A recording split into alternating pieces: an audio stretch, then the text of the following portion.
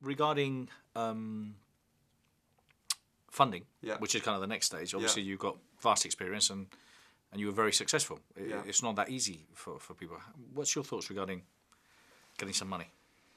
So my initial thoughts are it's incredibly easy to feel like investment will solve all the problems, when actually in the early days of a company, unless you're building something that requires serious costs to get your product out the door, which if you're building something online these days, or certainly there are quite a few business models where you don't need 500 grand to start, would be see how far you can take it without the investment, because being resource constrained will force you to be creative.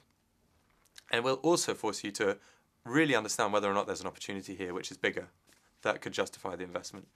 It's easy for me to say because I've now raised the investment, but reflecting on friends of mine who are at the beginning stages saying, oh, I need all this money to get going. And I'm thinking, actually, what's the minimum, the concept minimum viable product?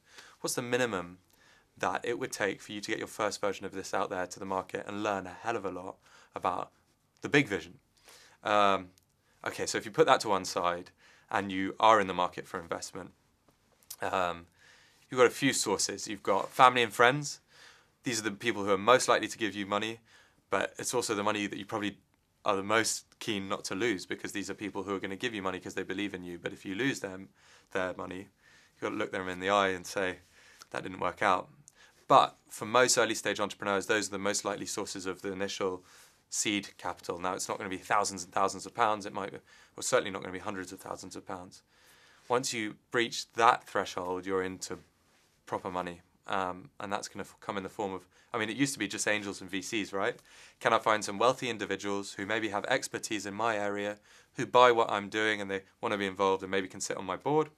Or if the size of the prize is even bigger, can I go and find a firm whose job is, what they do is invest in early stage high growth companies, and can I persuade them that I am such a thing?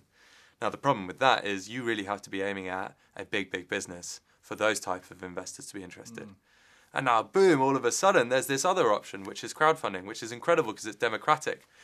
And it's not one or two decision makers, it's hundreds. And that comes in two forms. One is the Kickstarter route, which is the people don't give you any money in exchange for shares. They give you money in exchange for maybe a discount on your first release, or they're pre-buying the product.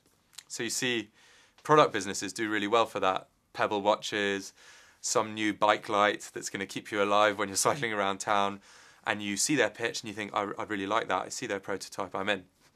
It's an incredible way of a business generating buzz around their product and getting pre-orders essentially, and they haven't given away any shares. Now that is investment in a way.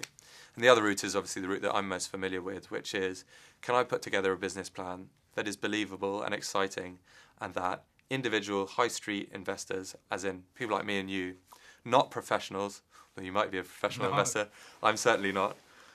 And can I put together a pitch which is both exciting and aspirational, but also believable, and will people fund it? Now, platforms like Crowdcube and Seeders have exploded over the last 24 months, and it is unbelievable the businesses that are getting funded. And these are probably businesses that wouldn't have got funded, the angel route, the VC route, the Dragon's Den route. So, yeah, it's incredible. I funded my business through my own member base.